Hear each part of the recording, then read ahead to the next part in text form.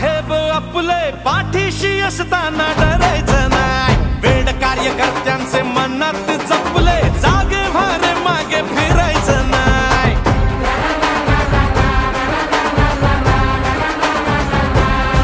हो प्रश्न जिथे जनतेचा, मार्ग तिथे मनसेचा, हो प्रश्न जिथे जनतेचा, मार्ग तिथे मनसेचा, नवनिर्माण घडवूया। भवानीची शान मराठीची महाराष्ट्रात घुमवूया, कडू तयारी रे घेऊ भरारी रे, राजमुद्रा ही मिरवूया।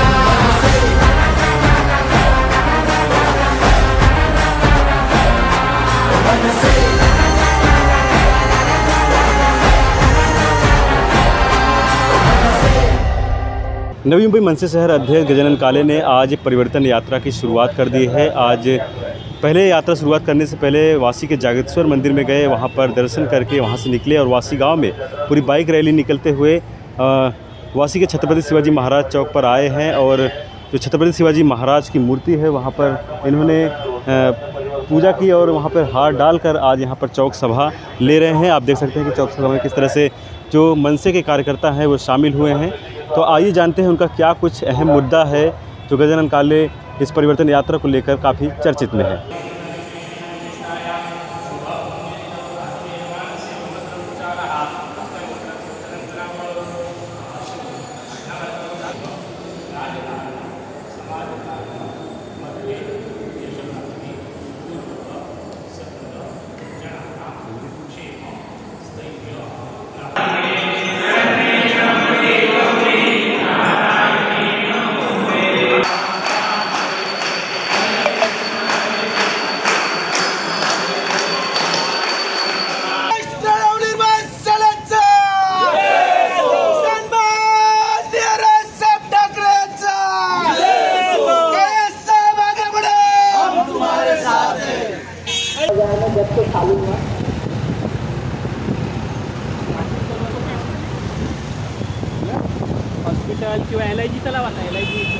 देणार नाही हा शब्द महाराष्ट्र नवनिर्माण सेना म्हणून या शहराचा शहर अध्यक्ष म्हणून या परिवर्तन यात्रेमध्ये गजानन काळे म्हणून मी आपल्याला देतोय।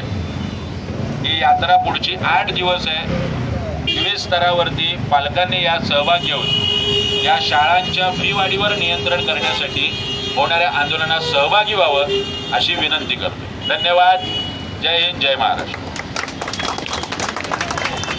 हम तुम्हारे साथ हैं। पंडित शास्त्र अस्त्र शास्त्र पारंगत, राजनीति धुरंधर, प्रौढ प्रताप पुरंदर, राजाधिराज योगीराज महाराज श्रीमंत श्री श्री श्री छत्रपती शिवाजी महाराज की।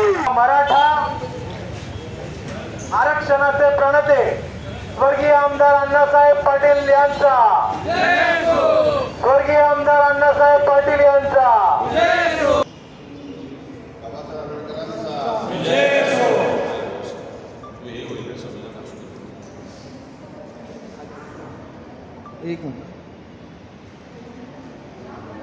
भारतरत्न डॉक्टर बाबासाहेब आंबेडकरांचा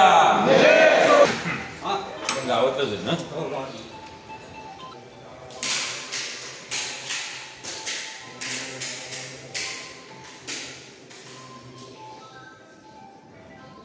अत्यंत पुरातन असं शेकडो वर्षापूर्वीचं हे नवी मुंबईतलं जागृतेश्वर मंदिर, शिवशंभूचे आशीर्वाद घेतलेत आणि या नवी मुंबईच्या आणि नवी मुंबईकरांच्या मनातील जी सुप्त इच्छा आहे की आता एक राजकीय परिवर्तन, जसं आम्ही म्हणतो की नवी मुंबईला हवा बदल नवा, आणि सन्माननीय राजसाहेब ठाकरे यांच्या माध्यमातून नवी मुंबईला बदल हवा आहे, त्याचंच साकडं घालायला आणि तीच प्रार्थना करायला शिवशंभूकडे आम्ही आलो होतो। आणि या परिवर्तन यात्रेची सुरुवात त्यांचे आशीर्वाद घेऊन त्यांच्याकडे माथा टेकून आम्ही केलेली आहे। अनेक वर्ष शेकडो विषय आमदार नगरसेवक खासदार होऊन सुद्धा जे सुटले नाहीत ते महाराष्ट्र नवनिर्माण सेनेने गेल्या काही वर्षात सोडवले। मग तो सिडको सोडत धारकांचा प्रश्न असेल 600 कोटी रुपये गोरगरिबांचे वाचवलेले आहेत. कामगारांचा विषय असेल 150 कोटी रुपये कामगारांचे आम्ही वाचवले.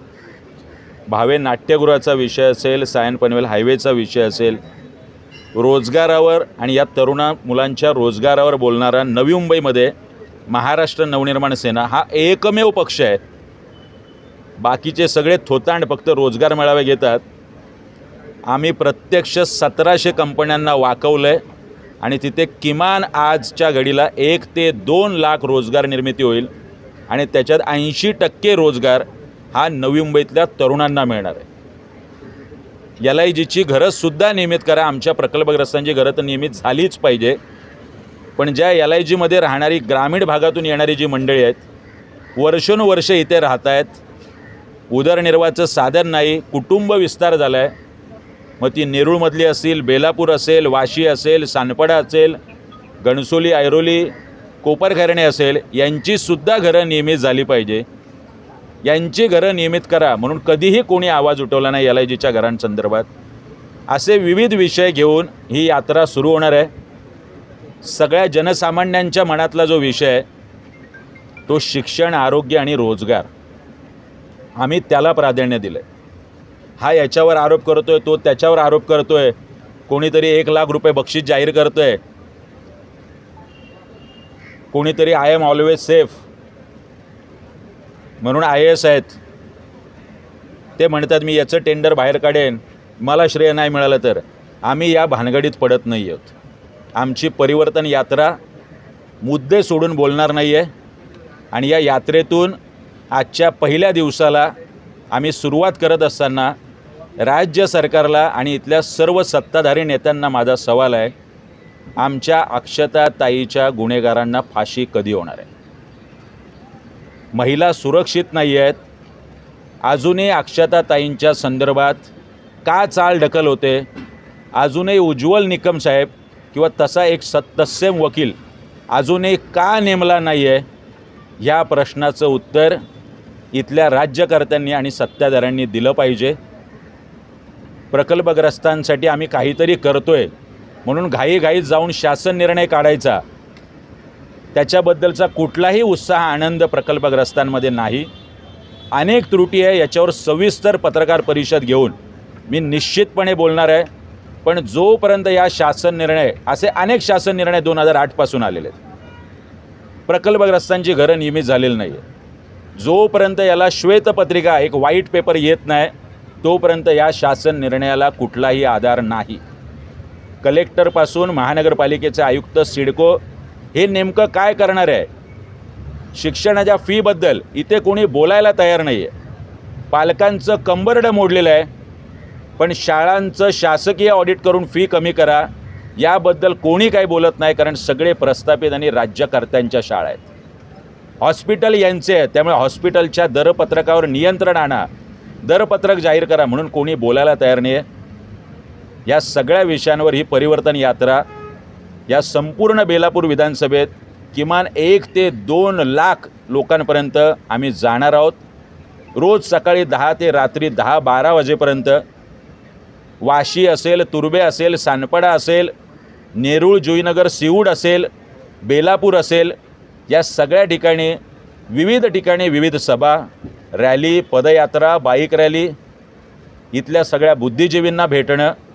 या यात्रेच्या 2 तारखेला आमचा एक कर्तव्यनामा, आम्ही निश्चितपणे या 8 दिवसात नवी मुंबईकरांना काय हवं आहे, बेलापूर विधानसभेतल्या मंडळींना काय हवं आहे, या सगळ्या प्रश्नांवर एक कर्तव्यनामा 2 तारखेच्या समारोपाला आम्ही निश्चितपणे मांडू. मनसे शहर अध्यक्ष गजानन काले का मानना है कि उन्होंने एजुकेशन और स्वास्थ्य और जो है रोज़गार के ऊपर काफ़ी अहम मुद्दा उठाया है, ताकि जो युवा पीढ़ी है उनको आने वाले समय में कई सारी जो समस्याएं हो रही हैं उनको समस्या ना हो, और जो आम लोग हैं उनके लिए जो स्वास्थ्य से जुड़ी मुद्दे हैं उसको उठाया है, और इसी तरह की अनेकों मुद्दे पर वो उन्होंने बताया है कि आने वाले समय में वो काम करेंगे. वसीम काजी के साथ पंकज बिनवंशी की रिपोर्ट, आवाज़ टुडे, नवी मुंबई.